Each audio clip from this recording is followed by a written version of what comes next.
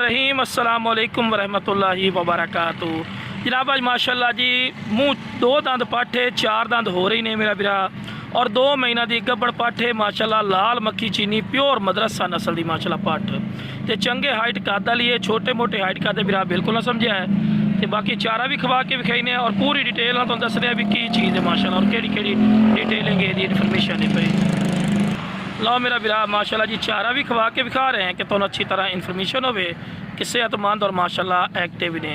बाकी मेरा बिरा डिमांड ही बिल्कुल जायज़ और मकबूल हो सी कम अज़ कम यदि 34-35 इंच माशाल्लाह हाइट ने पई और मीट वेट ही आखो ना भी गोश्त का वजन ही कम अज़ कम इस टाइम 22-23 किलो पी है। ये भी वेख लो। बाकी तोता फेस ने वेल चंगी दोम सीधी वेखो जी कन्ना के लापा जोड़े होंगे बड़े प्यारे देसी पाठी ने प्योर मदरसा नस्ल की डिमांड बिल्कुल जायज़ उसी।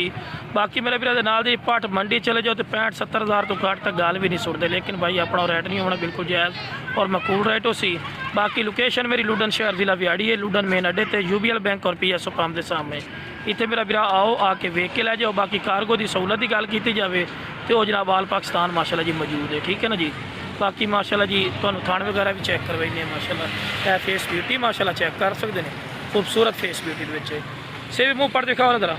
लो बीरा 2 दंद तो 4 दंद फ्रैश होंगी पई है ठीक है ना मेरे भरा डिटेल चेक करा रहे हैं। लो बीरा सोहने वाने चड्डे ही ने वाना चड्डा ही वेंदे पर माशाल्लाह बड़ा प्यारा वाना चड्डा इस मोटिया तलियां बीरा 2 महीना की गब्बड़ हुई पाठे सारा मालूम करा रही है पूरी डिटेल तुहानू चेक करा रहे हैं अल्लाह खैर की।